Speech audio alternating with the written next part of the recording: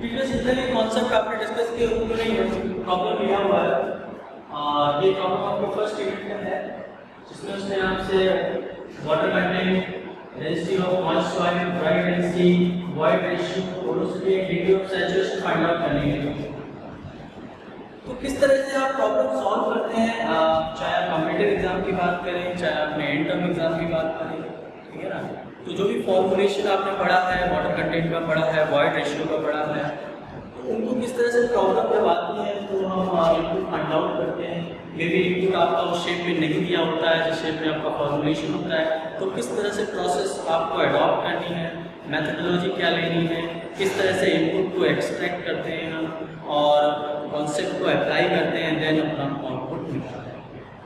तो इस प्रॉब्लम को देखते हैं और किस तरह से हमें जो भी फाइंड आउट करने के लिए मिला है वो हम करते हैं। फर्स्ट यहाँ पे देखिए, प्रॉब्लम को पहले तो रीड करना बहुत जरूरी है। तो मास of moist soil sample is 25 kg। तो मैंने यहाँ पे लिख दिया है मास ऑफ मॉइस्ट सॉइल सैंपल कितना दिया है, 25 kg दिया है, ठीक है।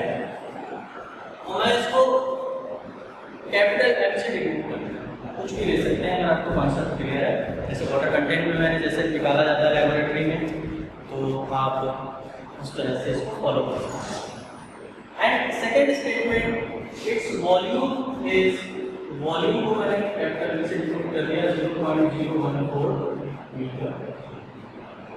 अब देखिए यहाँ पे उसने सैंपल को रखा है और after 24 hours at temperature 110 degree centigrade जब आप अपना सैंपल बाहर निकालेंगे तो हम ये मानते हैं कि जितना भी मॉइस्चर प्रेजेंट था उस सॉइल में वो सारा रिमूव हो चुका होगा। दिस इज स्टैंडर्ड कि अगर सॉइल सैंपल को आप ओवन में 24 आवर्स के लिए रखते हो at certain temperature 110 degree centigrade तो आपका मॉइस्चर 100% रिमूव हो जाएगा, ठीक है।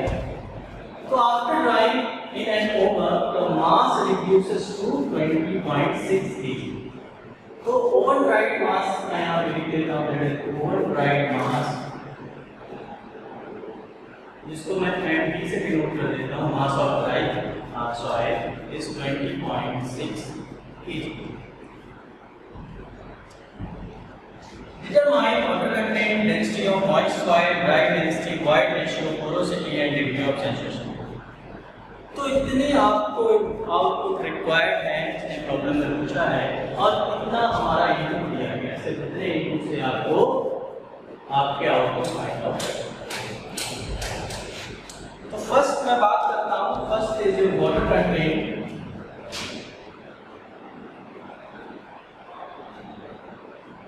वाटर कंटेंट इसको W से रिप्रेजेंट करते हैं and this is your mass of water upon mass of solid या weight of water upon weight of solid।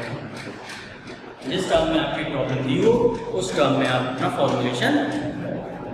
अब यहाँ पे देखिए, अगर मुझे मास ऑफ वाटर निकालना है तो मैं क्या करूँगा, mass of moist soil sample that is your capital M minus oven dried mass कर दूंगा तो मुझे मास ऑफ वाटर मिल जाएगा। तो मैं यहाँ पे कर दे रहा हूँ that capital M minus MD upon this mass of solid, that is D। mass of solid is nothing but जो आपका सैंपल ड्राई हो गया है आफ्टर 24 आवर्स, जब आप ओवन से सैंपल निकालोगे उसको वे करोगे देन आपको मास ऑफ ड्राई सैंपल मिल जाएगा। अब वैल्यू शूट कर देते हैं जो कि मुझे प्रॉब्लम में दी है। तो मास ऑफ सॉइल सैंपल आपका 25 kg है और आफ्टर 24 आवर्स सैंपल ड्राई हो गया, this is 20.6 and mass of dry sample 20.6। इसको जब सॉल्व करेंगे आप तो आपको वाटर कंटेंट की वैल्यू मिल जाएगी। तो मैं इसको सॉल्व करता हूँ, this is 25 minus 20.6 divided by 20.6, ठीक है।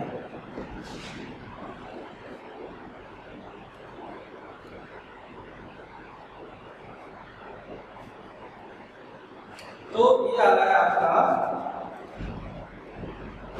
0.2136, इसको मैं कर दूंगा 21.36%।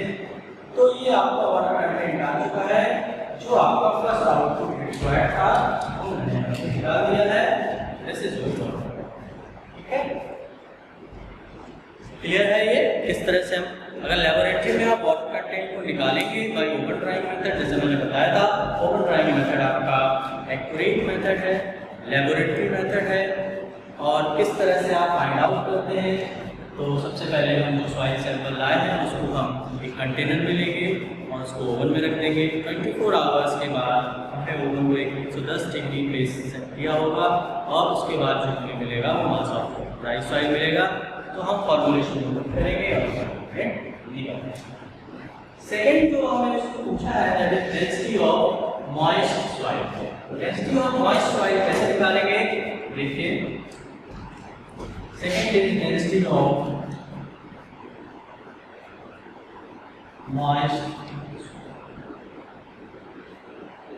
डेंसिटी ऑफ मॉइस्ट सॉइल हम निकालेंगे that is rho is equal to mass upon volume. ठीक है, मास ऑफ मॉइस्ट सॉइल कितना है दैट इज 25, वॉल्यूम कितना दिया है 0.014। इसको सॉल्व करिए। So 25 divided by 0.014 आपके पास आपका आंसर आ जाएगा 78.7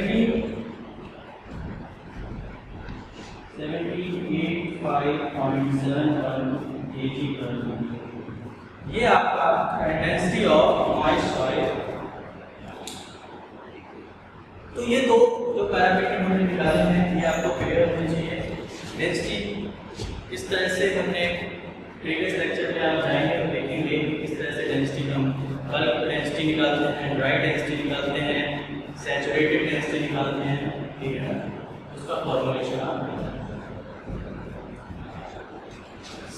थर्ड जो हमें निकालना है दैट इज ड्राई डेंसिटी। तो ड्राई डेंसिटी कैसे निकालेंगे, third one is dry density.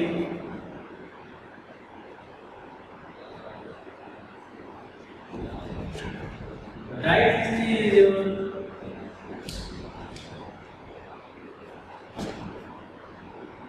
rho d is equal to rho w g 1 plus w upon 1 plus e। This is your bulk density.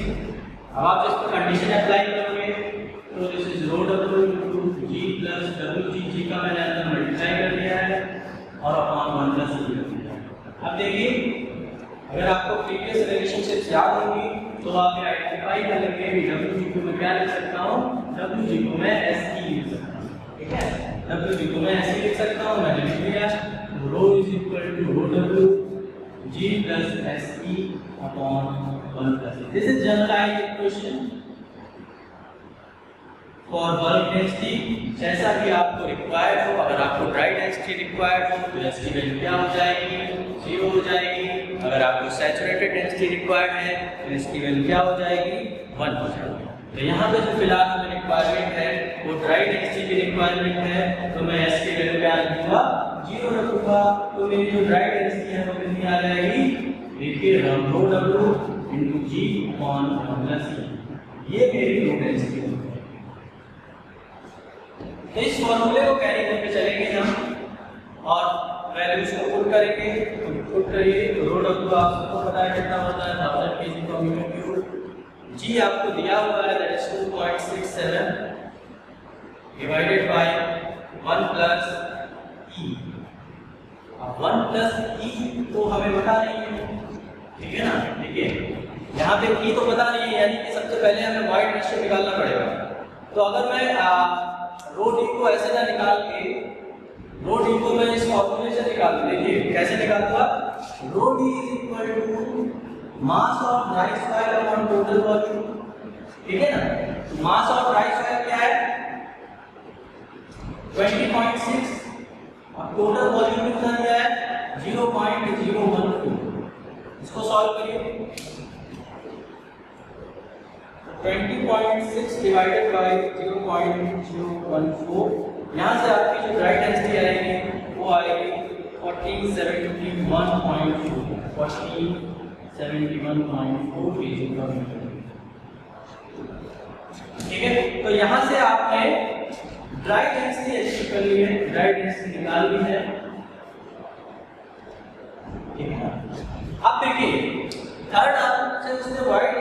पूछा है तो वॉइड रेशियो निकालने के लिए हमें सिर्फ क्या करना है, इस इक्वेशन में यहाँ पे रो डी की वैल्यू पुट कर देंगे, ठीक है ना। तो रो डी की वैल्यू पुट करेंगे, इस इक्वेशन को देखिए, यहाँ पे मेरे पास जो इक्वेशन है that is rho D is equal to 1000 into 2.65 divided by 1 plus e। Rho D हमने निकाल लिया, that is 1471.4 is equal to 1000 into 2.65 divided by 1 plus e। इसको मैं रब कर रहा हूँ,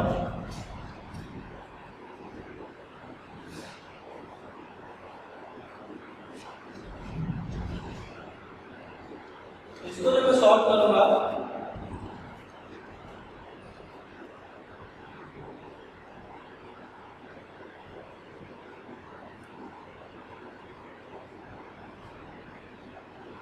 तो मेरे पास आ जाएगा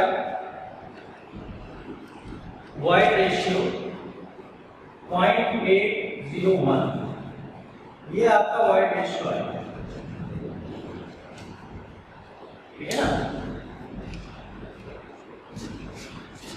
तो वॉइड रेशियो फाइंड आउट करने के लिए एक और इक्वेशन, जैसे कि आपको वॉइड रेशियो फाइंड आउट करना है बट आपको ना तो वॉल्यूम ऑफ वॉइड पता है, ना वॉल्यूम ऑफ सॉलिड पता है, ना पोरोसिटी पता है, तो आप वॉइड रेशियो कैसे निकालोगे। तो वॉइड रेशियो इस तरह से निकलता है, इक्वेशन दोबारा देख लीजिए, that rho D is equal to rho डब्ल्यू जी अपॉन 1 प्लस ई। इसको जब आप सॉल्व करेंगे तो 1 plus e is equal to rho डब्ल्यू जी अपॉन रो डी और e is equal to rho डब्ल्यू G upon rho d minus. ये इक्वेशन वॉइड रेशियो निकालने के लिए आप यूज में ले सकते हैं, बहुत इंपॉर्टेंट इक्वेशन है, कुछ नहीं किया है, मैंने बस मैथमेटिकल मॉडिफिकेशंस किए हैं और जिससे मेरा वॉइड रेशियो आ गया, ठीक है ना। तो ध्यान रखें, डायरेक्ट इक्वेशन में भी आपको मेरे किताब में नाम दिया। तो हमारे पास वॉइड रेशियो आ चुका है। नेक्स्ट इसने क्या पूछा है, पोरोसिटी पूछा है। तो जब मेरे पास वॉइड रेशियो आ गया है तो पोरोसिटी निकालना बहुत आसान है, क्योंकि हमने पहले ही देखा था कि वॉइड रेशियो और पोरोसिटी में डायरेक्ट रिलेशन होता है, क्योंकि दोनों वॉल्यूम ऑफ वॉइड्स की बात करते हैं, इसलिए दोनों के बीच में रिलेशन एस्टेब्लिश कर सकते हैं। और वो रिलेशन हमने क्या निकाला था, n is equal to eta is equal to e upon 1 plus eta is equal to e upon 1 plus e। Simple सा डेरिवेशन था, वो आपने किया हुआ है। अब देखिए यहाँ पे इसकी वैल्यू दी हुई है, 0 पॉइंट निकाल ली है हमने, इसकी वैल्यू 0.801 और 1 प्लस 0.801। सॉल्व करिए इसको,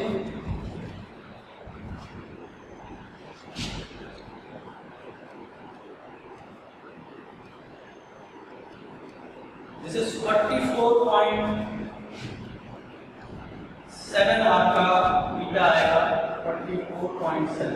थीटा की वैल्यू आएगी आपको 44.7। This is your porosity.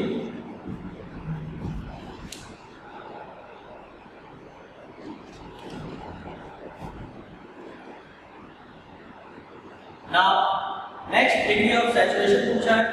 Degree of saturation कैसे निकालेंगे, आपके पास ई आ चुका है,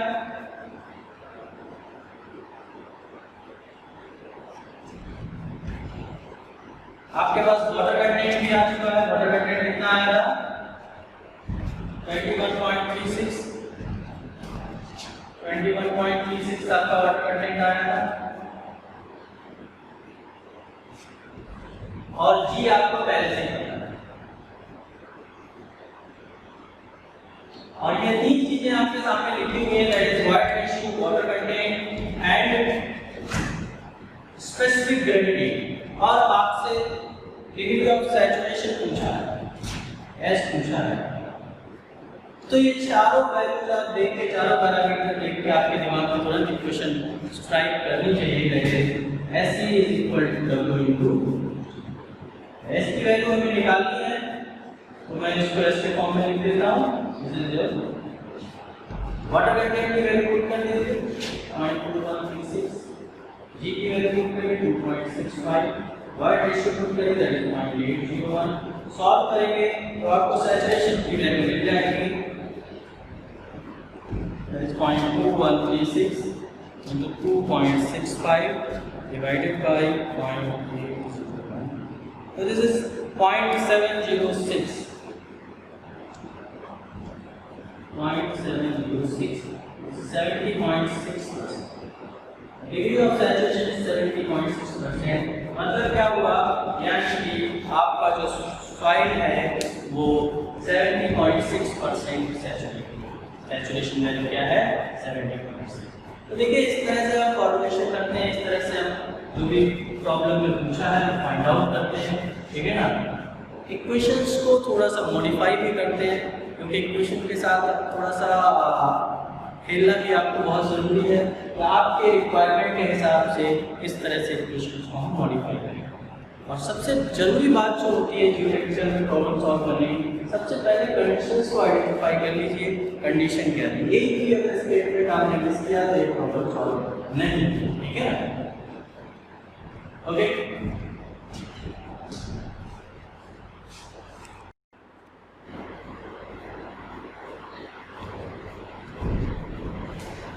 नेक्स्ट प्रॉब्लम देखते हैं. पहले ही मैंने बताया कि प्रॉब्लम को पढ़ना बहुत ज़रूरी है ध्यान से. एंड जैसे जैसे प्रॉब्लम को पढ़ते जाएंगे आप इनपुट को एक्सट्रैक्ट करते रहिए. एंड इनपुट आपके सामने होंगे एंड देन आउटपुट को आप देखेंगे एंड देन आप इजीली आइडेंटिफाई कर पाएंगे कि क्या मेथडोलॉजी आपको अडॉप्ट करनी है, क्या फॉर्मूला आपको लगाना है आपके आउटपुट के बेसिस पे, आपके रिक्वायरमेंट के हिसाब से. तो यहाँ पे जो प्रॉब्लम दी है सिंपल सी प्रॉब्लम है. दैट इज सबसे पहले तो ये स्टेटमेंट ध्यान से पढ़िए और यूनिट वेट की जो मैंने डेफिनेशन आपको बताई थी उसके बारे में. 1 cubic meter of wet soil is 19.80 kilometre. तो इस स्टेटमेंट से क्या इनपुट एक्सट्रैक्ट हो रहा है इंपॉर्टेंट ये है. तो अगर आप इस स्टेटमेंट को ध्यान से देखेंगे तो मैंने बताया था एक यूनिट वॉल्यूम में कितना वेट है आपका, दैट इज यूनिट वेट. तो 1 cubic meter of wet soil is 19.80. तो इस स्टेटमेंट से जो इनपुट एक्सट्रैक्ट हो रहा है that is 1 unit weight is 19.80 weight दिया है और पर यूनिट क्यूबिक मीटर है. तो यहाँ से 1 यूनिट वेट आ गया 19.80 किलो न्यूटन पर मीटर क्यूब. तो ये मैंने फर्स्ट स्टेटमेंट से इनपुट निकाला है. This is first input 1 unit wait. Second line पढ़ते हैं. If the specific gravity of soil particle is 2.7 directly दिया हुआ है तो सोचने की जरूरत नहीं है. Specific gravity is 2.7. This is your second. Third input दिया है water content is 11%. Third is your water content जो सिंपली 11% दिया है. इतना ही इनपुट आपको दिया है और देखिए क्या क्या उसने फाइंड आउट करने के लिए बोला है. Void ratio, dry density, degree of saturation, ठीक है ना. वाइड रेशियो प्रीवियस से थोड़ा सा सिमिलर है. वाइड रेशियो हमें निकालना है, ड्राई डेंसिटी निकालना है, degree of saturation. Void ratio की जब आप बात करते हो तो आपके पास कितने फॉर्मूले रिक्वायर्ड है. तो मैं यहाँ पे मैथडोलॉजी पे जाता हूँ, प्रोसेस पे जाता हूँ. तो अगर मैं वाइड रेशियो की बात करूं तो ए से डिनोट किया मैं यहाँ नहीं बोलूँगा. तो फर्स्ट देखते हैं. तो वाइड रेशियो इसे डिनोट किया जाता है volume of wide, volume of solid. इसमें फॉर्मूला है जो फर्स्ट आपने पढ़ा था, इसका कोई काम नहीं आएगा, इसको हटा दिया है. दूसरा एक फॉर्मूला मैंने आपको बताया था that gamma D is equal to gamma W G upon 1 plus C. यहाँ से देखेंगे तो आप देखेंगे आपको क्या क्या दिया हुआ है और कैसे निकालना है. देखिए क्या इससे काम चलेगा. क्या मैं इससे गामा डी निकाल सकता हूँ. गामा डी इससे निकल जाएगा क्या, नहीं निकल जाएगा क्योंकि वाइड रेशियो अभी तक हमें पता नहीं. चलिए कोई बात नहीं, इस इक्वेशन को भी स्टार्ट करते हैं. नेक्स्ट इक्वेशन पे आते हैं. आपने गामा डी की एक और इक्वेशन पढ़ी थी that gamma D is equal to gamma upon 1 plus W. ये इक्वेशन पढ़ी थी और ये इक्वेशन कहाँ से आई थी. ये इक्वेशन आई थी that gamma is equal to gamma W G 1 plus W upon 1 plus ये is the 1 unit weight. G को मल्टीप्लाई करेंगे तो क्या हो जाएगा gamma W G plus W G upon 1 plus e, W G की जगह मैं ऐसे पुट कर सकता हूँ तो gamma W G plus S e upon 1 plus e. Dry की बात कर रहा हूँ तो एस की वैल्यू 0 हो जाएगी फॉर ड्राई स्टेट, तो यहाँ से मेरा आ जाएगा gamma W G upon, this is your gamma D, this is your gamma D. और इस इक्वेशन को बल्कि इफेक्ट से कंपेयर करेंगे तो ये टर्म आपका क्या है, गामा डी। तो यहाँ से मैं फाइंड आउट करता हूँ that gamma is equal to gamma D into 1 plus W, so gamma D is equal to gamma 1। तो यहाँ से ये फॉर्मूला आया, ये आपको ये ध्यान रखना चाहिए, मैंने दोबारा रिवीजन के लिए आपको करा दिया। अब देखिए gamma D is equal to gamma upon 1 plus W, इस प्रॉब्लम के लिए इस इक्वेशन का यूज करेंगे। गामा डी इसका यूज नहीं हो पाएगा तो इसको हटा दें।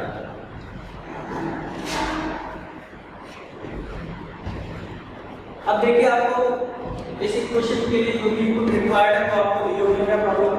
अगर आप बल्क कंटेंट की बात करें तो दिया हुआ, वाटर कंटेंट की बात करें तो दिया हुआ, यानी कि इसको हम यूज कर सकते हैं। तो put the values 19.80 divided by 1 plus 0.1, solve करिए।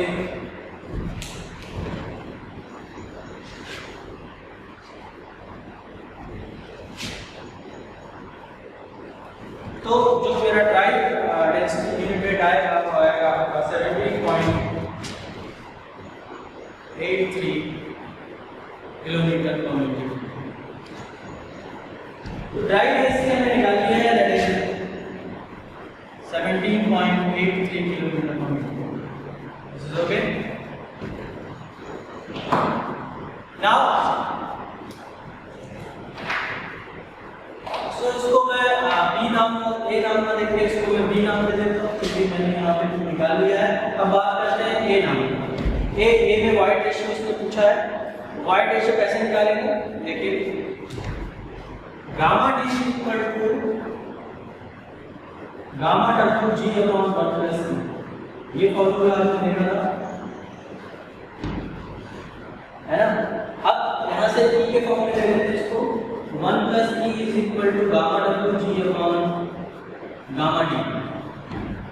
ई क्या हो जाएगा, देखिए e is equal to gamma W G upon gamma d minus 1। Void ratio के लिए इस इक्वेशन का मैं यूज करूंगा इस प्रॉब्लम के लिए। वैल्यूज पुट करिए, गामा डब्ल्यू पता है 9.81, जी आपको 2.7 दिया हुआ है, गामा डी आपको पहले ही निकालना है 17.83, माइनस 1 कर देंगे, हम सॉल्व करेंगे तो आपको आपका वाइड रेशियो मिल जाएगा। देखिए क्या आता है, 9.81 into 2.7 divided by 17.83 minus 0.4855 आता है, 0.485 आपका वाइड रेशियो। वाइड रेशियो में निकाल रहे हैं 0.4। तो आउटपुट हमने निकाल लिया। थर्ड की बात करते हैं, third is degree of saturation.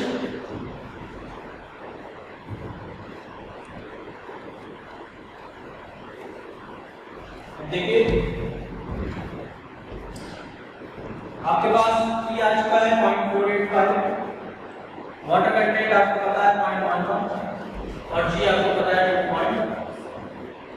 इन तीनों को देखते हुए आपके पास एक ही क्वेश्चन है, that is S equal to Wg, और यहाँ से S equal to Wg upon 2 आ जाएगा। W की वैल्यू पुट करेंगे 0.11, G की वैल्यू पुट करेंगे 0.7 और D की वैल्यू 0.485। यहाँ से सॉल्व करेंगे, दिस इज 0.485। यहाँ से जब मैं सॉल्व करता हूँ तो मेरा जो इक्वेशन जो सैचुरेशन है देखते हैं कितना आता है।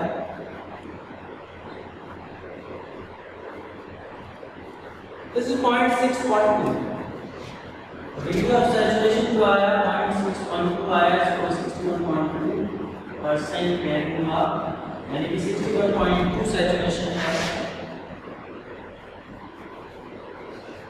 तो इस तरह से प्रॉब्लम सॉल्व की जाती है। इलैबोरेट मैनर में मैंने आपको बताया है, फॉर्मूलेशन भी प्रॉब्लम को अप्रोच करो।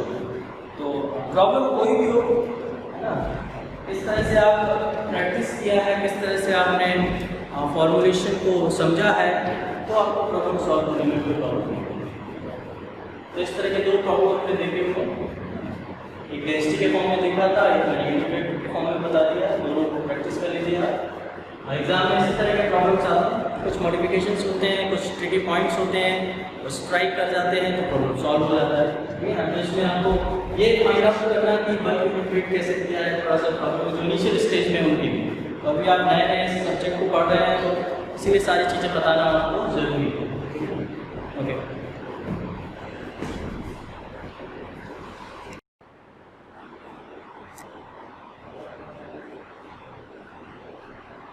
नेक्स्ट प्रॉब्लम देखते हैं, दैट इज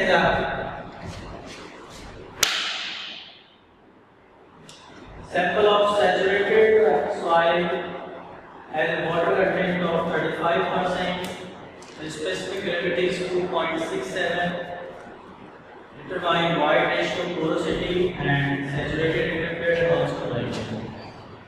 सॉल्यूशन देखते हैं इसका।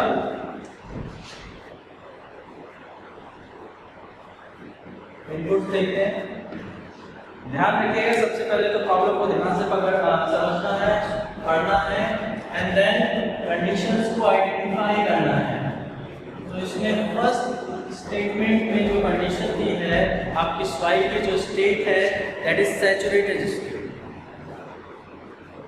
सैचुरेटेड स्टेट है तो मैं यहाँ पे सैचुरेशन की वैल्यू क्या कर दूंगा, 1 कर दूंगा, because the soil is saturated. So the soil is saturated, for that state degree of saturation is 1, and then देखते हैं water content दिया है that is 35%, that is 0.35, specific gravity दिया है, specific gravity अगर नहीं दिया है तो भी आप जनरली 2.65 या 2.7 ले सकते हैं। तो यहाँ पे दिया हुआ है, कोई प्रॉब्लम नहीं है, 2.65। Now find out void ratio, porosity, saturated unit weight and dry unit weight। अब देखिए यहाँ पे उसने सबसे पहले आपसे void ratio पूछा है, तो अगर आप ध्यान से देखेंगे यहाँ पे तो आपको saturation भी दिया हुआ है, आपको water content भी दिया हुआ है और आपको स्पेसिफिक ग्रेविटी भी दिया हुआ है। तो ये 3 जब आप देखते हो तो आपको सीधा एक क्वेश्चन याद आता है that SE is equal to W into G। This is very important question, इसको आप स्टार्ट कर लो, ठीक है। अब देखिए डिग्री ऑफ सैचुरेशन दिया हुआ है 1, दिया हुआ 1 का मतलब है सैचुरेटेड सॉइल है, S1 हो गया। void ratio आपको निकालना है, वाटर कंटेंट आपको दिया हुआ है, स्पेसिफिक ग्रेविटी आपको दिया हुआ है, सिंपल है। तो ए की वैल्यू सिंपल सॉल्व हो जाएगी, कितनी आ जाएगी, कैलकुलेटर से सॉल्व करेंगे 0.35 into 2.65, ये आ रही है आपकी 0.927। तो void ratio आपका आ गया 0.927, this is your next 0.93। Clear है? अब देखिए फर्स्ट तो हमने निकाल लिया, हमारा void ratio आ गया 0.93। सेकंड जो इनपुट पैरामीटर फाइंड आउट करने के लिए बोला है दैट इज पोरोसिटी, और पोरोसिटी और void ratio में अगर आप रिलेशन देखो तो क्या होता है, theta is equal to E upon 1 plus E। ये रिलेशन भी आपको नहीं भूलना है, इसको बॉक्स में बंद करके स्टार। तो यहाँ पे मैं पोरोसिटी फाइंड आउट करता हूँ that theta is equal to E upon 1 plus E, से देखिए नोन है दैट इज void ratio, तो मैंने पहले ही निकाल लिया है 0.93 डिवाइडेड बाय 1 प्लस 0.93। इसको जब मैं सॉल्व करूंगा तो मेरे पास पोरोसिटी आ जाएगा 0.93 डिवाइडेड बाय 1.93, जो आ गया मेरा 0.481। पोरोसिटी मेरे पास आ गई है 0.481, that is 48.2। This is porosity। यहाँ मैं लिख दूंगा that 48 ये दो क्लियर है। वाइड रेशियो कैसे निकाला, पोरोसिटी कैसे निकाला, किस तरह से आपका प्रॉब्लम में दिया हुआ था, कंडीशन अप्लाई की है, फॉर्मूलेशन क्या देना निकाल। नेक्स्ट बात करते हैं क्या पूछा है।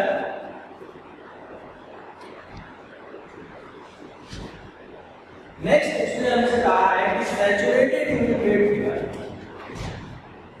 सैचुरेटेड यूनिट वेट इसको किससे डिनोट करते हैं, गामा सैचुरेटेड, गामा साइड से। तो प्रोसेस में जाएंगे तो bulk unit weight equal to gamma W G 1 plus W upon 1 plus e. यहां से सॉल्व करते हैं और कंडीशन अप्लाई करते हैं सैचुरेशन की, तो हमारे पास गामा सैचुरेटेड की जो वैल्यू आ जाती है वो आ जाती है gamma W G plus e upon 1 plus e, है ना। कैसे यहाँ पे देख लो, gamma W G plus W G upon 1 plus e. W G की जगह मैं एस ई रख दूंगा तो मेरे पास आ जाएगा gamma W G plus S e upon 1 plus e. Saturated unit की बात कर रहा है, सॉइल इज सैचुरेटेड। एस की वैल्यू क्या हो जाएगी, एस की वैल्यू हमारी 1 हो जाएगी। और जैसे ही यहाँ एस की वैल्यू हम 1 रखेंगे तो हमारे पास क्या गामा सैचुरेटेड। अब देखो क्या सारे आपको इनपुट्स पता है क्या, गामा डब्ल्यू आपको पता ही होता है, स्पेसिफिक यूनिट आपको दिया है, वाइड रेशियो आपने पहले ही निकाल दिया। यानी कि गामा सैचुरेटेड निकालने के लिए जितनी रिक्वायरमेंट थी वो हमारे पास सभी है। वैल्यूज पुट करनी है और सॉल्यूशन प्रॉब्लम आ जाएगा। Solution 9.81 G is 2.65। Void ratio कितना निकाला है आपने, 0.93 निकाला है, डिवाइडेड बाय 1 प्लस 0.93। इसको सॉल्व करिए।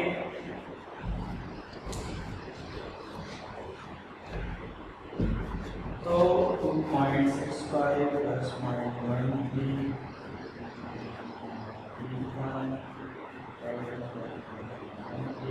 तो ये आ जाएगा 18.19।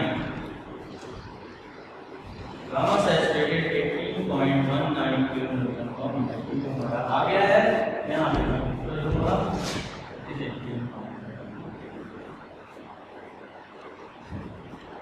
अब इसी को आप आगे कंटिन्यू करेंगे तो फोर्थ वन उसने पूछा है ड्राई यूनिट वेट। तो यहाँ पे इसकी जगह आप 0 रखोगे तो आपके पास ड्राई यूनिट वेट आ जाएगा, जो कि आपका आएगा gamma D is equal to gamma W G upon 1 plus ई।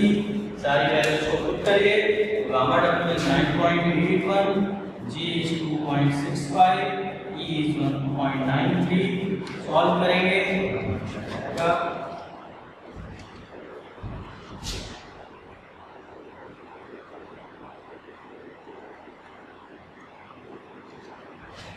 13.47 आपका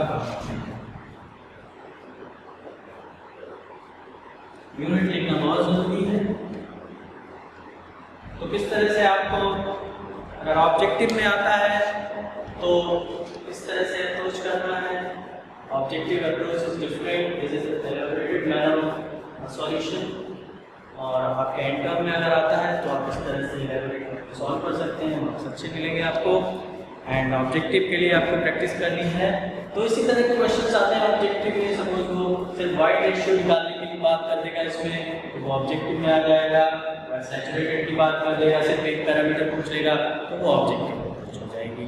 तो आप जितनी अच्छी प्रैक्टिस करेंगे उतना ही जल्दी आप प्रॉब्लम को सॉल्व करेंगे, ठीक है। एंड फॉर्मुलेशन आपके बैकग्राउंड में होना चाहिए, ओके।